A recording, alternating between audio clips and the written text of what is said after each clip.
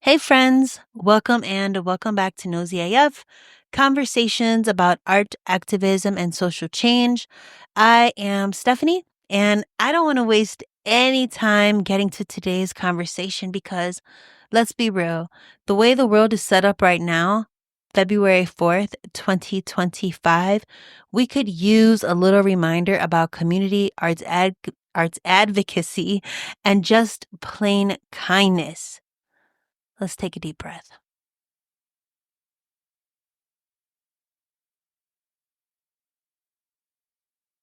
It's wild out here.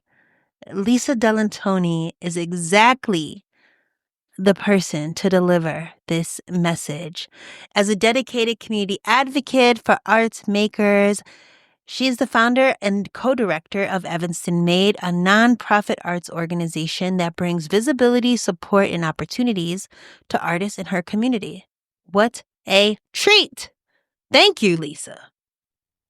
Lisa's passion for community and arts building is at the heart of everything she does, and I really can't wait for you to hear what she has to say.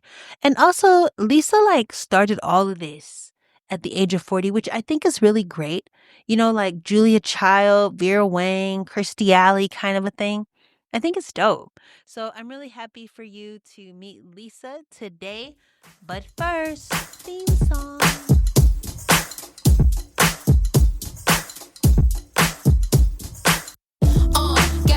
Get up, tell the whole world you a winner. Vision of a star with a mission and a cause. What you doing, how you doing, what you doing, and who you are. Flex yourself, impress yourself. Check yourself, don't wreck yourself. If you know me, then you know that I be knowing what's up. Hey, Stephanie Graham is nosy as up. So, Lisa, welcome to Nosey AF. Thank you for having me. I am also nosy AF, so I feel right at home, Stephanie. That is awesome. Yeah, it really, it's important to be nosy, right? Mm-hmm. I mean, some people are clean it up and use the word curious, but I am one of the nosiest people I've ever met in my life. And people are like, how did you know that about him? I'm like, because I'm nosy. And I ask all the questions all the time, regardless of who's in front of me. I've started to get to the point where there was like a fire truck up the street and I was like walking like, what happened? You know, like running out there. Like I'm really starting to take it to my neighborhood with my nosiness. On the block, we used to have a mailbox outside of my building and it got broken into like 25 times. And the post office took it to fix it. But every neighbor every day is like, where's the mailbox, Lisa? So I was like, I guess I have to, on behalf of my neighborhood, start the investigation process. So I'm like in touch with Jan Schakowsky. I have a ticket out. I'm talking to the U.S. government. I'm like, but I do think that nosiness that is matched with action is what's key, because plenty of people are nosy and they just get the info and then they just plant it right there. And it's just nosy content of layers with no action attached. But I'm like nosy and productive. Yes, that's really good. It's true. I think I'm this way as well. I imagine you are, given that you have this podcast platform, like, right, you're nosy, but you're also recording, sharing, and then disseminating new information that you gather. I really love Evanston Made because thank you. You know, as we were talking before we started recording, I'm with Terrain Exhibitions, which is a DIY grassroots bringing art to front porches, lawns, storefronts, anywhere basically. And I just want to, you know, as a part of an artist, I know you're an artist yourself that has created this space. No, I'm not an artist. Nope, I do not make things. I thought Girl, you were. I hate making. No, I hate creating, making things happen for artists because I'm very impatient. And a lot of people are like, artistry, but no, I'm a former news producer, magazine producer that has just chosen to help artists, but I don't make anything. I've made a pillow and a pot. I see. And I don't know where in my research I pulled that from, because I knew you had the producing career. And I curated a gallery space for a long time. So I did, I ran a gallery, but I don't make things. I really have general disdain and impatience when it comes to making. I know. Wow.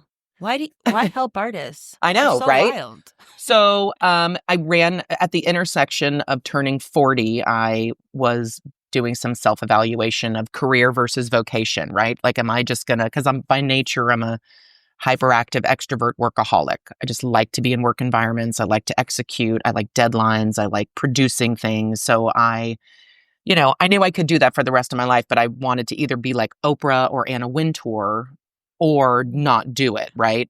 I love like these women who are just like, I'm going to defy all gender roles at the workplace and just do me. And by 40, in evaluating like where I was using my talents and who I was giving my energy to, and was I just going to get another paycheck or was I chasing fame?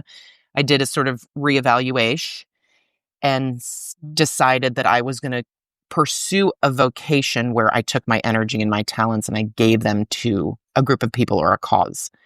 And when I looked at the landscape of who I would help, animals, I'm not that into animals. The environment, I already can do my part, but like I needed actionable things that in front of my face that I could really affect change. And I was like, well, artists need so much help. I'm married to an artist. I know that from concept to creation is this journey that is wrought with difficulty. And then from creation to marketing is like this whole different animal. And maybe I could just help them go from creation to taking things to market. Maybe I could fill that gap with all of this energy and all of this producer skill set. And so I started just dabbling in like what it would look like to pursue a vocation supporting artists in my community. And I do think at 40, I was very much like, I was going to be a global citizen. I was going to, just be in Milan on the weekends and have a magazine in China. Like I was just going, the whole world was mine. And the older I got, I was like, oh, no, sister. You can help. You can get to know your neighbors, find out what they make and buy it. Like the world is really teeny tiny. You just need to get super, super small. And to the annoyance of most of the people in my world, I am the definition of hyperlocal. I disdain going beyond my city borders because I challenged myself to make a living, make a life within like if I couldn't find a community that could sustain me in every way, then I had to go to a different community and find it. And I have basically forced Evanston to be my everything. And I've made it Evanston might be a blender and I've made it act like a toaster. I've leaned on Evanston to be my absolutely everything. And that includes my vocation. And that vocation then, like many people who pursue a vocation with laser focused insanity workaholic energy, it has become everything because now word on the street is if you are an artist, the resource that you need in your community is Evanston Made, period. Our brand is like, call these people, they will help you. Evanston's a really great area too. It's very pretty. It feels so Lassie Town too. Like, cause like, like the neighborhood, you're like, hi neighbor. I was sad. I heard there's a Blaze Pizza that closed there, which is not cool. I know. People are very angry that and the Blaze flat is closed. top. People are very angry that those two establishments. But there are places that have opened up, like Zently on Dempster, which is bananas Mexican food by Piloto, the artist that is like, if you don't eat there every day, I think there's something wrong with you.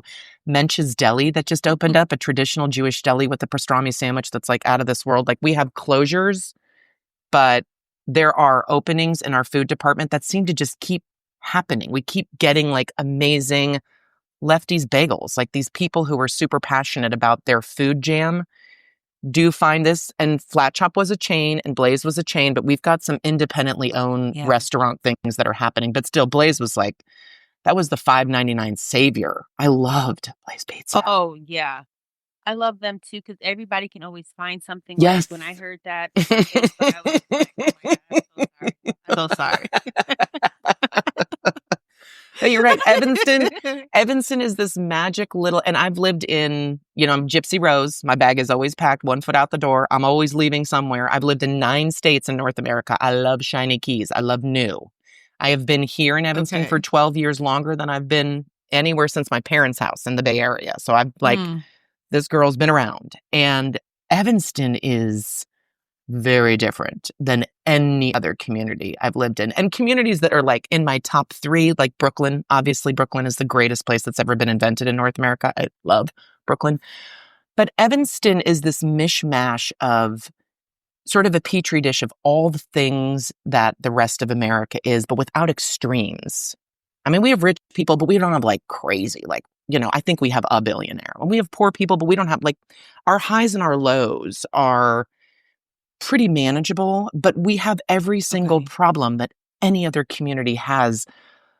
But we have citizens who care AF about every problem we have. There's no like disdain for what X. Any problem we have, there's like 27 people who are crazy passionate about it.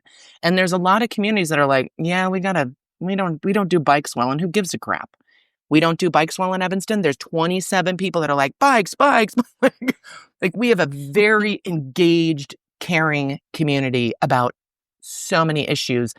And that's the part that I think really sets Evanston apart. It's beautiful, and there's a bunch of people who care about the beauty. We have trees that are, falling in the parkways, and we've got the, tree advocates. We have gun violence, and we've got the people who are like, I'm going to get out and pray and go to City Hall and talk about guns. I mean, like, people care here. People are engaged in their community in Evanston in a way that lots of other places I have lived, people have been like, so what? I don't care. I'm going to make my paycheck and then go to Walmart and go to bed. This place cares. I wonder how so many caring people are gravitated to one spot. Right. Like why are there so many artists here? There's something like the city did a 150th anniversary audit. Something like 11,000 people qualify as artists, whether it's landscape architects, painters, whatever. There's something that really pulls people. I mean, I think the Midwest attracts like a very authentic, genuine person in general. Less coastal, rah, look how great I am. But also like I think people who care and are engaged really gravitate toward one another. Causes connect people in a huge way. And I think that our little cause bat signal goes out and people are like, oh yeah, maybe, because we get a lot of new blood. There's a ton of new people who move to Evanston all the time. It's not like places I hear like Minneapolis, like it's the same 4 generations of family. And if you're new blood, they're like, go. Evanston's like, because of Northwestern, because of, I think, Chicago, we get a ton of new blood, but we get people who want to plug in and be engaged citizens because I think our bat signal of here are issues that we care about and here are groups of people that you can connect with so that you also can pursue this vocation or this passion. I think it is a bat signal that goes out that brings people from afar. How long has Evanston Made been around? So 10 years ago, in June of 2014, I was new to the Evanston Arts Council as just a private citizen volunteer who joined 6 other people to allocate $11,000 of grants to go out to artists in Evanston. And I had moved here from, the 10th place I had lived in was El Paso, Texas, where we had a really substantial art studio tour in El Paso, the town with $1 that invests more money in the arts than any other town I've ever lived in America. I know that sounds crazy, but we had this great art studio tour where you got a little map. And when I moved here, I was like, oh, it's Evanston. There's allegedly so many artists here. When at Arts Council, I'm like, when is the studio tour? And they're like, oh yeah, no, that doesn't happen. I'm like, wait, what? There's all these artists. What do you mean it doesn't happen? Oh, it's way too much work and it's just so hard to do. And I'm like, no, it's like a map on a piece of paper and you draw the dots and you're like, what? And they're like, no, we don't do programming. And I was like, that's just silly information coming out of your mouths. It's like, if you don't do the arts walk, who does? Like that? Oh, right. This girl. So my friend had a gallery named Evanston Gallery, Stephen Bialer. He was like a retired graphic designer. And I'm like, knock, knock, knock. Hey, Stephen, I want to do this like studio tour and I need to like make a map. Is there any chance you could? He's like, sure.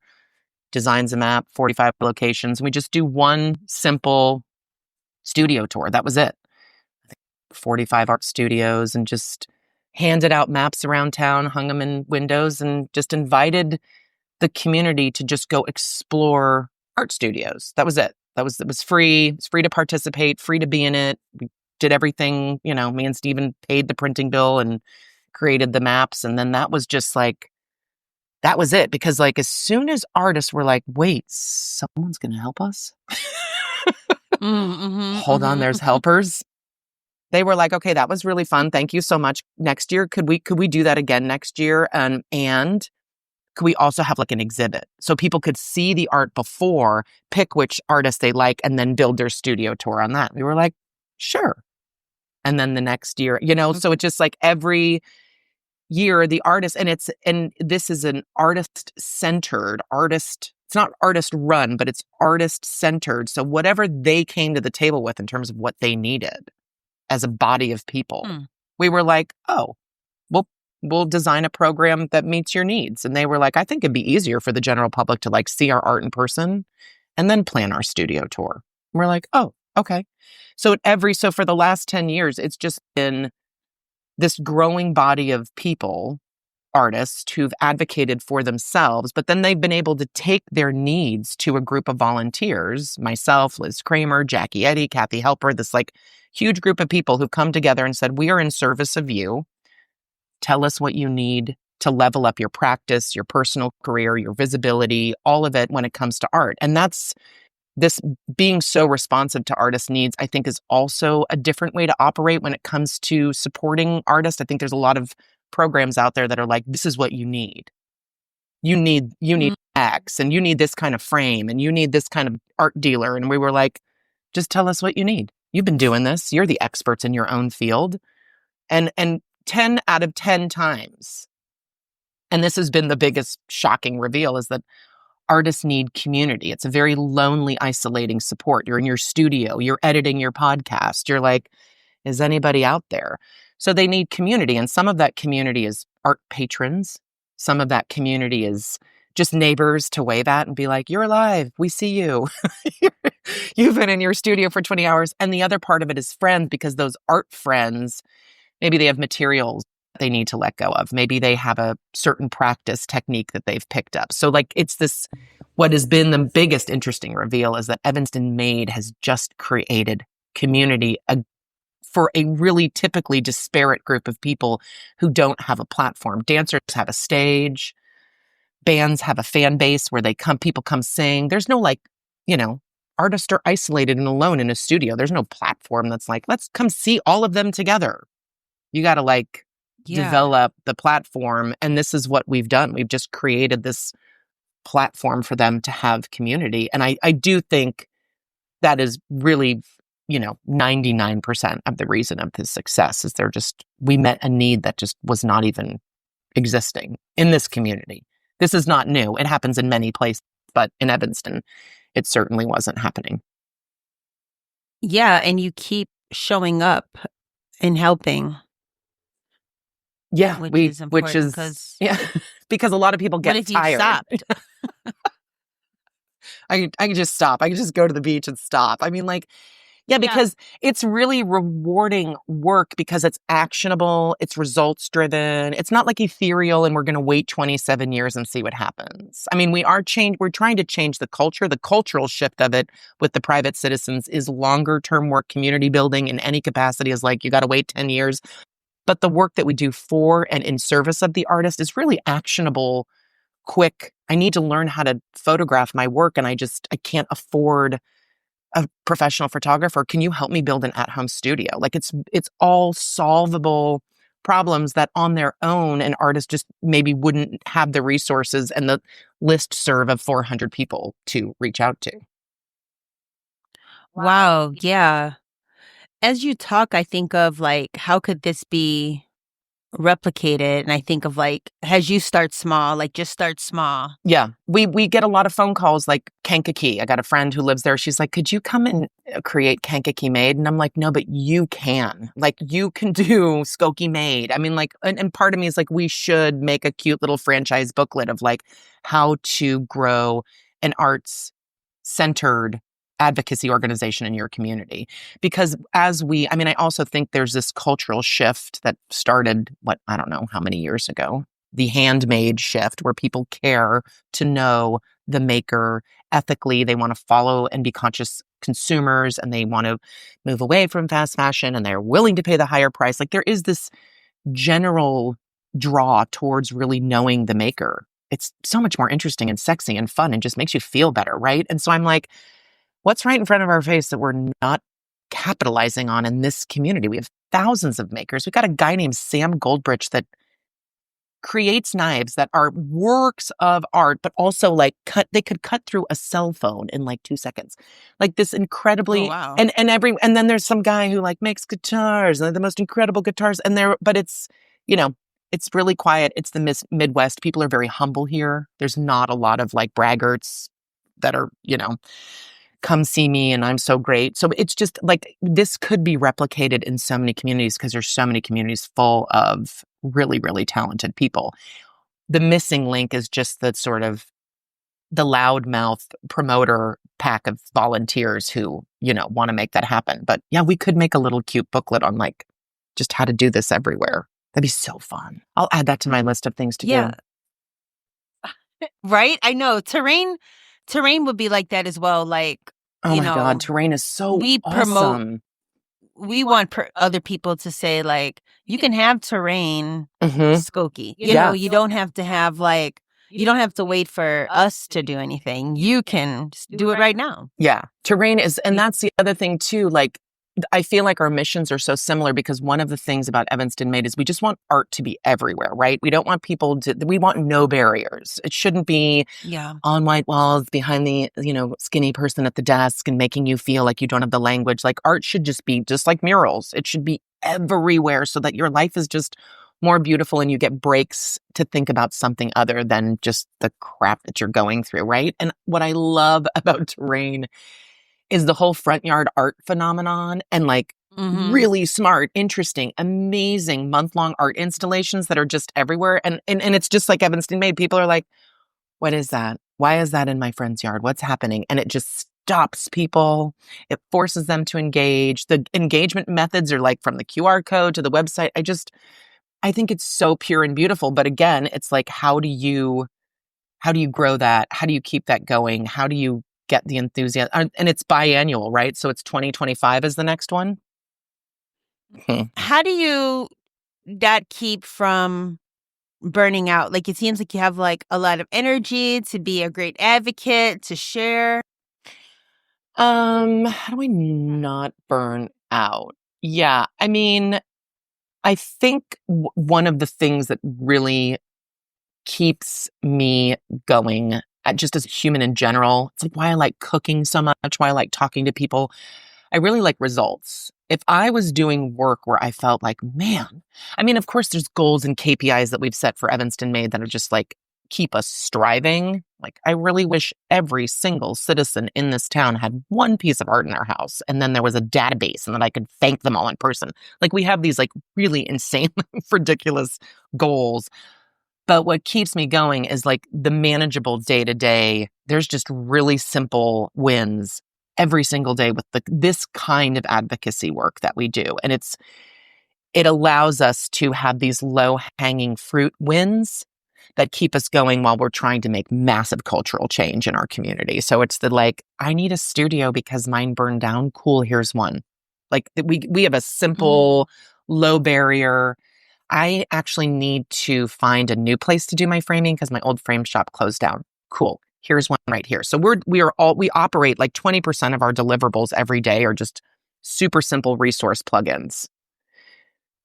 Okay. And we do that at such high volume that there's like, that's just this undercurrent of like wins. Cool. We're helping these people out. We're making things happen for so many artists in our community so that the 80% of like really hard work that's like, oh, we got to write this grant. It'd be great if we got a building. Geez, it'd be great if we had a budget. Like all of that big stuff, that undercurrent keeps all that work flowing. And I think the other thing too is the people who we work with, specifically Jackie, who's one of our strongest volunteers, and Liz Kramer, who's my co-director, you've got to work with visionary people who can see well beyond, like they can jam on the day to day, but they can see 5 years down the road. And that I think is really crucial to alleviate the burnout factor, because you get burned out when stuff is just not moving, when you just don't get results. You're burned out when it's like, man, I'm working so hard and like no one is coming to these events. And we're very nimble. We'll cancel stuff. We'll redesign things. We are married to nothing. We're like, if this is not working for the artist, there's no Lisa D's ego, but I invented that. No, no, no, no. No, no, no. If the artists are not getting served, pull chalks. We're going to redesign. We're going to do something else. So we are not married and burdened to the structure. And I think that's another thing that burns people out is they're like, yeah, I'm just doing the same old stuff. Like we redesign, we reboot, we rethink, we regroup. We're very nimble and innovative. And I do think that is very inspiring to work in that kind of environment. Yeah, I'm learning even for myself to be more experimental in the process and not have to commit to stuff. Like it's okay to cancel, it's okay to change, it's okay to come back to all of those things. Yes, and just to be totally open. And if you're open, then you're going to see like, oh yeah, somebody else gave themselves permission to try it that way. Someone else gave themselves permission to just not be on Instagram for a week. Like there's all of these opportunities to just like pause and the better, that's the other aha epiphany. The more I've always thought like, oh, it's just got to be about like helping these artists. And it's like, the better I am at me being whole and me being awesome, the better service I am going to be to artists, my community, my spouse, my children, my dad, like all of my interpersonals, like, and that is the other thing that keeps me very invigorated in this work is that I'm also simultaneously doing a ton of personal work. Like, okay, get my house together so that I can be an awesome podcast guest and say yes and be open. Mm-hmm, mm-hmm. I just called myself an awesome podcast guest. You did. And you are. You go, girl. You had a podcast. I had a podcast for forever. I had a talk radio show in El Paso, Texas. Live calls from humans. And then I thought when I moved to Chicago, oh my God, WBZ would be like, here's a show, Lisa D. And of course, like that didn't happen. So I did a podcast where I did 20-minute unedited conversations with people for like 5 years. And I love, as you can tell, I love talking to people. I love talking. I love human connection. I love radio. I love podcasts. I just think it's an art form that is it's my favorite. Are you going to bring it back? No, I've thought about doing I've thought about doing really content-based series like my board president, our board president, and my dear friend Denise Barreto. We, during the pandemic, were doing a lot of like IG Live, the two of us together talking about whatever. So I have this vision that we would be like Ebony and Ivory, Black Lady, White Lady, like kind of like advice radio show. Yeah. I think that would be really, really fun because we have a very different perspective. We're like the same person, but we're not. So I've thought about that. And then I've thought about like, it would just be really fun to do live radio again, but I don't know that, I'm not going to pursue it. Like if somebody invited me to do it, I would do it, but I'm not chasing it the way that I was chasing it before. No more chasing. You were. Yeah, no.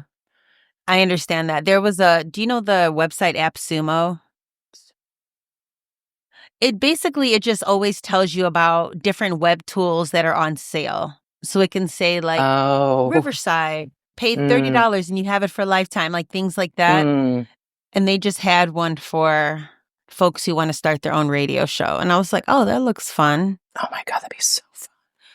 And there was a website. They stopped doing it. Or no, it wasn't a website. I'm sorry. It was a radio show, Artists Helping Artists. And I love these ladies so much. Yes. They were on the East Coast. They were always traveling. They lived fabulous lives. And they would just giggle. And they stopped about talking about plein air. Yes, they stopped. I don't know. They didn't really have like a goodbye. They just stopped. But I love listening to them. People would get mad at them because like they were traveling and they seemed like they might be like wealthy. But I loved hearing them talk about that stuff. Like I'm not going to see my son play volleyball in Venezuela. But no, you're not. And I want to hear about the lady at the cafe that gave you an attitude. Like I love those stories. You know? And it even comes back to this interview, and I'll put it in the show notes, the Seriously Bad Women interview you did. Oh my God. But wait, quick caveat. I thought she said, answer all these questions and we'll edit them. But I think what she said was like, answer like 5 questions. So I just answered all the questions. And that was like, that was TMI. That was TMI. That was TMI. I liked it. Thank you. Thank you. Well, in there, she asked this question, what do you know for sure? And you said talking to one another, sharing stories and personal truths is the solution to end all conflict and solve all problems. It sounds so trite, but getting to know your neighbor block by block is how we survive and excel at community building and quality of life. And this is something, Lisa, I also very much agree with. That's why I loved hearing those ladies don't call those ladies like privileged and rude because they're teaching you about running your art business while they're out of the country, you know? But my question with that is, with that thought, how do you think about it in the world of true crime? Because I want to be a good community member, but I'm not. I also get scared sometimes with certain people because sometimes I could be too nice. And then now they're really nice back to me. And then I'm not trying to get hurt. Yeah, no, that's true. Well, that's two questions. How do you move through the world without being a victim, right?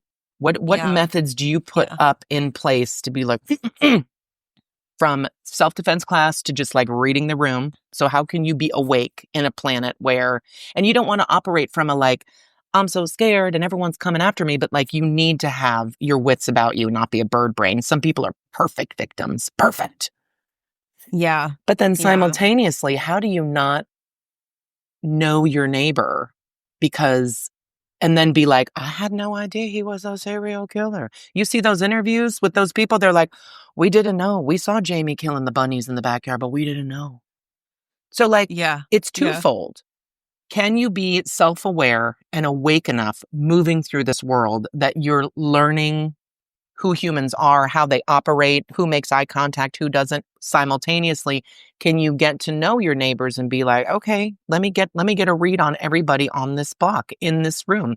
Because at the end of the day, when I think Tim Waltz was just saying like where he was from, like if someone's house was burning, you would never like get to the door and be like, how do you vote? How do you love? How do you pray? You'd be like, get the cat out, save the people, let's go. Like there's this fake interview process that people go through. And it's like, when it comes to neighbors, you're like, oh my God, I'm locked out. Do you have a ladder?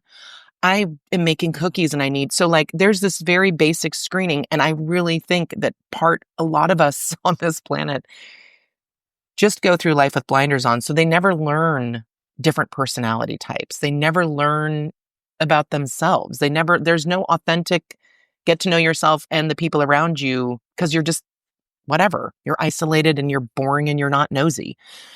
Sorry to call unnosy people boring, but I do think that in the world of true crime, it's all about relationship building because you got to know who is the serial killer on your block. I mean, you do to protect like we used to live when we first moved to Evanston.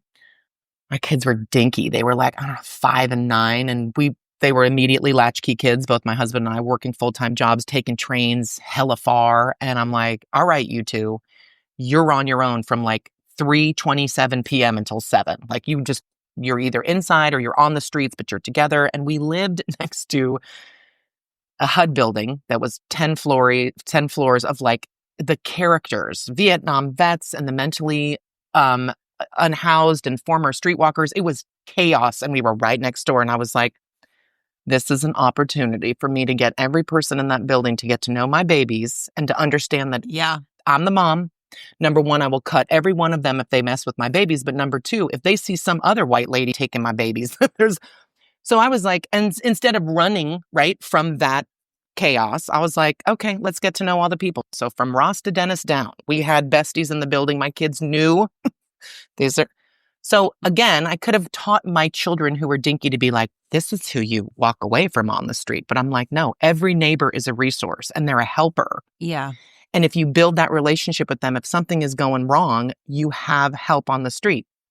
And also here are 42 million different personalities that you need to start screening as a human. And hopefully by the time you're big enough, you'll know who to be afraid of and who not to be afraid of. But yeah, it's tiny, but I think that's so funny in the world of true crime. Do you listen to that podcast with the two girls who unpack the Kilgariff girl and somebody else, all those crime stories? I You did for a little obsess? bit. I've gotten away from true crime, but it still makes me, and also I worked on the TV show Chicago PD for many seasons. And so I think I have this in me that I'm trying to like break free from. Yeah. Yeah. And it's like so I just think about that. when that narrative is in your head too, I mean, also as a woman of color, like, you know, the stats are not in your favor, but I have this very disciplined, some might say myopic and not smart, brain situation where I'm like, I'm just not letting that content in. So like football, for instance, right? I am not developing a base of information about a thing I'm just not going to. So I try, and because with true crime and being a female, and I don't want to constantly burn down the planet because I'm a girl, but I do a lot. I'm like, shit is stacked up against me. But if I give into that narrative of constantly like every headline, it's never like chick walks into a bar and bludgeons people. It's always dudes. It's always white dudes. And we are always the victims of every effing crime. And so if I give into that narrative, my mindset can really get dark. And I'd spend a lot of time being like, focus on happy, focus on the positive, focus on what I can do. So I kind of like, I let the true crime stay at the door. Yeah, that's a real thing. And then I think too, I think about it as this neighborhood I live in now, I've been here for maybe like 5 years. I'm in Avalon Park. And this neighborhood, I'm like, okay, if I take a survey of who the artists are here, I'm not really sure. Maybe I could think about how to help them or how I could be a good neighbor to them. And so I'm like thinking in my mind, like, oh, how do you navigate that safely? But I guess you just don't know, right? Well, you navigate it safely. No, I mean, like it is a lot of the 3 p.m. to 7 p.m. hours, like when kids are getting out of school, buses are on the ground, cross guards are out. Like you do it in the window of time where there's the most eyes on the street, and you knock on doors, so that people see you. So you become a physically visible person with a bright yellow shirt on. So people are like, oh, there she goes again. And she does that every Tuesday at 6:00. There's a pattern to her behavior. Oh, there she is again at the coffee. She's holding up a sign. Like if you start self-identifying, like people see me coming and they're like, oh, there's that big nosy gray-haired lady who's going to ask me about art on my walls. Like you brand yourself as the person who's out there doing the census building for the artist in your neighborhood, but like in a very visible window of time so that, yeah, if you do get pulled into someone's basement and murdered, they're like, yeah, she's out here every Tuesday at 4:00. This is where she is. Yeah. Yeah, they're like, she was supposed to be out here, and I don't know. She usually is out here like clockwork. Yeah. Check that house, because that's where she stopped last time. We just solved your murder. Look at us. That's right. Thank you. Thank you, Lisa and the Nosey AF community for finding me. Oh my God, Jesus, no. But yeah, but I just think about this stuff. But, I definitely have been trying to, take all that out of myself, One trick is to think about what you're doing right now. That's one way to get rid of that worry and that fear is like, what are you doing right now? And sometimes when I do that, I'm like, oh, I'm just going to the bathroom. It's like, that's fine. You're just going to the bathroom. You have a bathroom. Just calm down. Like, like, what are you doing right now? You're talking to this super interesting person. This is so great. You're safe. You're in a room. You're like, your internet works. Like, and then typically that most often will lead to gratitude, but then comfort of like, okay, I'm practicing self-love and doing exactly what I'm supposed to be doing. Can we volunteer for Evanston Made? Like, are there opportunities to help out? I mean, really the main thing outside of brand ambassadors, just people talking about it, right? Which lots of people do without even filling out a form. There are so many people who spread the good word gospel of Evanston Made. That is awesome. We have that in spades.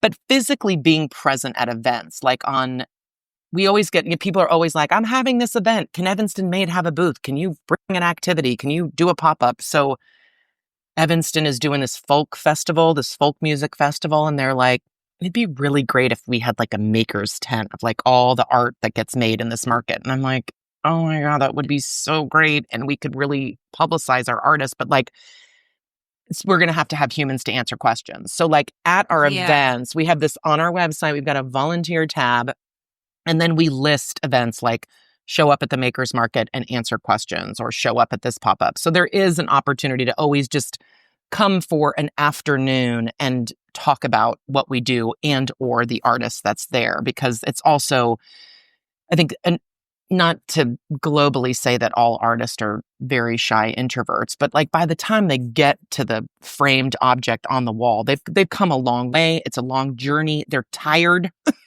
They probably don't have a lot more resources left to like now have small talk with some idiot who doesn't know how to spell the word paint. I mean, like so we like to have human buffers so that artists, when they're done describing or answering questions like, how long did that take you to paint? That's not nice to say it in that kind of accent, but people do just ask questions that are like, really? Did you maybe want to rethink that question? So we like to have like a human buffer between the artist and everyone else so that they can be gracious and lovely. So yes, the volunteer tab. And then also, I mean, there's a ton of people who we don't aggressively fundraise yet. We don't have like a development schedule plan. We create events and programs that break even. So when we ask for money, we're doing this like 10-year anniversary, everybody give us $10 campaign. Because we're like, if 500 people gave us $10 each, that would be like a lot of money.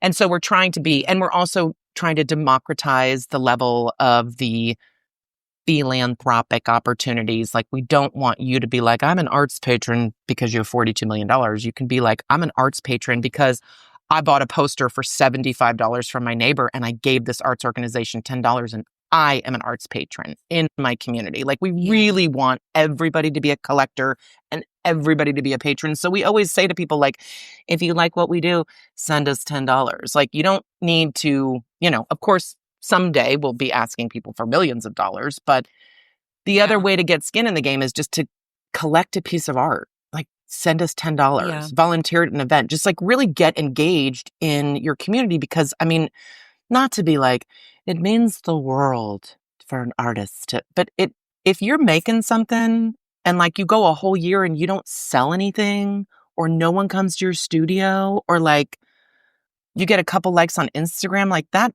lack of engagement might make you quit. I mean, it's not just about money and space and time. It's like the lack of enthusiasm from your peers and your community might make you say like, oh yeah, people just like beer and potatoes and don't want to support my art. So like the other way we always say like you can volunteer and get engaged is like, go to our sales platform and buy a piece of art. We have plenty of pieces of art under $50. Like, because that validation, I mean, if you interviewed 1,000 artists who were still making art after 40, and then you interview 1,000 artists who quit at 19, like the amount of people who quit art because somebody was like, why would you do that? No one's going to buy it. So like, we're always just like, if you have time to help and energy, like go high five an artist, go buy what they make. Like, don't give us the money, go give it to some artist.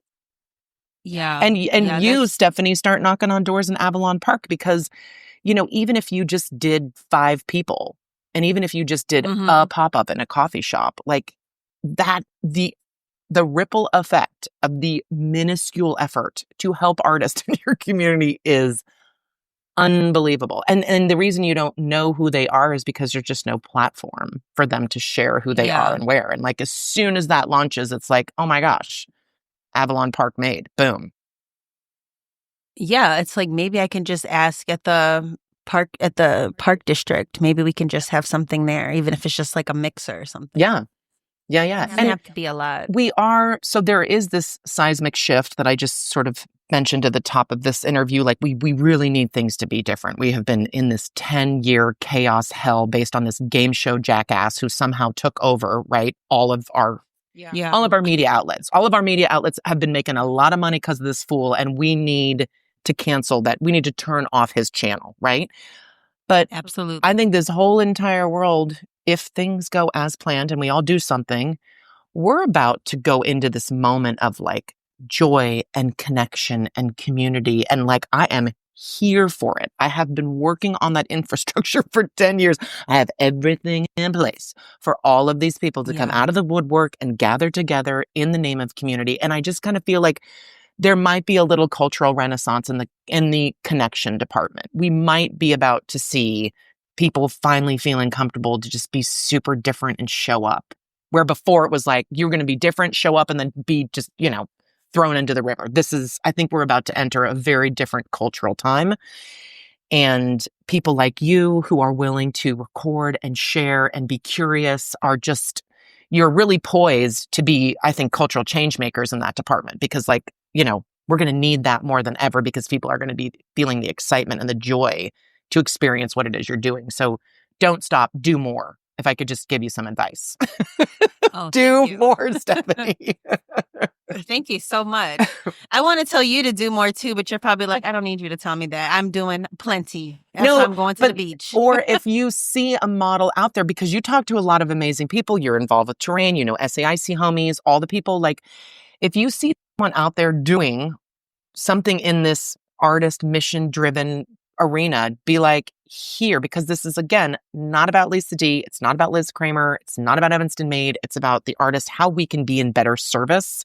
And if you see other humans doing that in great ways, let me know. And then I'm super psyched. I just put, I took lots of notes on my other side of my letter, but the Terrain 2025 is on my list. I want to help facilitate and make that happen, because typically we fold that into our big art weekend in October, and people love adding that to the studio tour. And so thank you also for that work, because it's amazing and awesome.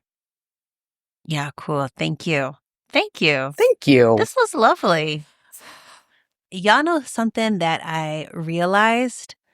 I am super duper scary. What girl isn't, right? It's like we're conditioned to always be with a buddy, jog with a buddy, walk down the street with a buddy. Girl Scout orders. When I was a little Girl Scout, we always had to do our cookie orders going next door with a buddy. It's always this buddy stuff. And so I think when I'm trying to do stuff and it's just by myself, I need to just get a buddy. I should have asked Lisa, does she want to be my buddy? I'll have to call her. But, giggling about true crime and all this kind of stuff, it really made me think I should send us off with a little prayer. So with that being said, Heavenly Father, protect those of us knocking on doors, nosy enough to meet our neighbors, not always knowing why or what we'll find. Keep us safe from harm when we are really wanting to be. It's curious. We just want to know what's going on. Is that nosy, God? Yeah, I guess it is. But you know what, Lord? You made us curious. You gave us inquisitive minds, and we want to use them and do what is right. And while we're at it, let me just go ahead and bind us from ever becoming stories of true crime. Nope. We are going to speak only positive news stories over our lives. So I just want to put that out there, because words have power. And so we're not about to play with that. Oh my gosh. So, with that being said, I'm so happy Lisa came to hang with us. And we recorded this interview back in the summer, before we knew what would become of the election. And here we are now, Tuesday, February 4th, 2025. And I just want to say, well, I don't even know what to say, but I do know I'm grateful for the space like the one of Evanston Made. And if you want to be more involved in your community, well, I guess just like me, we better head out to the streets, and I'll see you tomorrow from 3 to 7, knocking on doors. Thank you so much for listening to Nosey AF, and I will see you soon. This has been another episode of Nosey AF. I'm your host, Stephanie Graham. What did you think about today's conversation? I would love to hear your thoughts. Head over to the Nosey AF website for all the show notes related to this episode. You can also find me on Instagram at Stephanie Graham. What would you know? Or online at missgraham.com, where you can sign up for my newsletter where I share exclusive updates about my studio practice as well as this podcast. Until next time, y'all, stay curious and take care. Bye.